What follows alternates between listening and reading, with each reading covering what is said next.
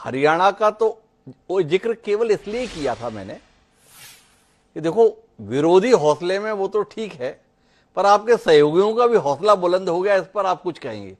आप तो हरियाणा की मीमांसा करने में लग गए। थोड़ा यहां पर रहिए ना, महाराष्ट्र में बात करने के लिए भी पर्याप्त मटेरियल है।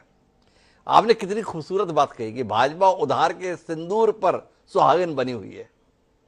वो तो ठीक है, पर कांग्रेस में भाजपा के सौजन्य से जो सिंदूर लगा हुआ है उद्धव ठाकरे की शिवसेना के रूप में, उसे मिटाने के लिए इतनी लालायत क्यों है? वो किशोर तिवारी जी बता रहे हैं, महाराष्ट्र की जनता बाल ठाकरे के बच्चे को फिर से सीएम बनाने के लिए लालायत है। आप ज्ञान दे रहे हैं। वो क्या है, चुनाव का नतीजा आएगा, नतीजे के बाद में मुख्यमंत्री तय हो जाएगा। किशोर तिवारी जी तो बहुत अनुभवी हैं, बहुत संजीदा है। आपने खुद बताया, मेरे कहने की बात नहीं है। उनकी संजीदगी के साथ कही गई बात यह है कि देखो, महाराष्ट्र की जनता उद्धव ठाकरे को सीएम बनाना चाहती है, और जो पार्टी उद्धव ठाकरे को सीएम बनाने के लिए साथ आएगी वो सीट पाएगी। आप अपनी सीटें क्यों घटाना चाहते हो? हिमांशु जी, आपने पहले कहा महाराष्ट्र में बहुत मसले हैं। जी हाँ, बहुत मसले हैं महाराष्ट्र में। सबसे बड़ा मसला भ्रष्टाचार है। आज कांग्रेस के आधे घंटे की प्रेस कॉन्फ्रेंस आपने जरूर सुनी होगी, किस तरह से एमएसआरडीसी ने उठा के एक कॉन्ट्रैक्ट ऐसे लोगों को दिया जिससे महाराष्ट्र की टैक्स पेयर जनता का 10,000 करोड़ से ज्यादा उस कंपनी को चला गया। और उस कंपनी में के दाम बहुत ज्यादा थे। जो L1 होता है वो L1 भी नहीं थी, लेकिन उसको उन्होंने ठेके दे दिए।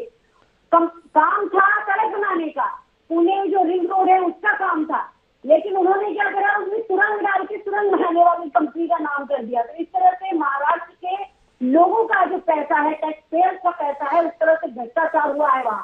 तो इस समय जो सरकार है वो इतने भ्रष्टाचार में है। और मैं ऐसा मानती हूँ कि आज लोकतंत्र को स्थापित करने की जरूरत है हर जगह। अभी लोकसभा चुनाव में हमने देखा, महाराष्ट्र की जनता ने महाविकास आघाड़ी को ही अपना समर्थन दिया, और उसमें सभी पार्टियां शामिल है।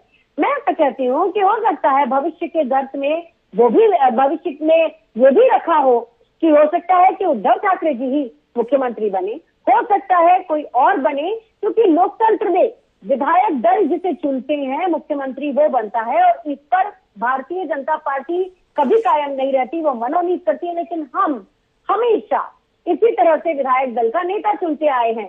तो मैं समझती हूँ इस समय बहुत घबराने की, बहुत हड़बड़ाने की किसी चीज की जरूरत है नहीं। उस समय का जो शासन था महाविकास आघाड़ी का, उसको जनता याद करती है, इसमें कोई संदेह नहीं है। मतलब आपकी इस बात से स्पष्ट असहमति है कि महाराष्ट्र की जनता उद्धव ठाकरे को फिर मुख्यमंत्री बनाने के लिए बेचैन है? आपको ऐसा बिल्कुल नहीं लगता? ये किशोर तिवारी जी की समझ गड़बड़ है। खाम में परेशान हो रहे हैं लोग, उद्धव ठाकरे को मुख्यमंत्री बनाना चाहते हैं, ऐसा ही है ना अनुमा जी? आप जहां ले जा रहे हैं वहां तो नहीं ही जाऊंगी।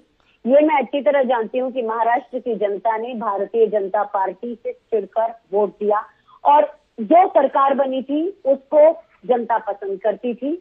आज भी महाविकास आघाड़ी का जो आज का स्ट्रक्चर है उसमें लोगों का विश्वास है, और ये लोकसभा के चुनाव में बहुत साफ साफ जाहिर हुआ। बड़ा अजीब सी बात है, अनुमा जी बोल रही है लोगों का महाविकास आघाड़ी में विश्वास है। चर्चा साफ तौर पर बता रही है कि महाविकास आघाड़ी का परस्पर कोई विश्वास नहीं है। इन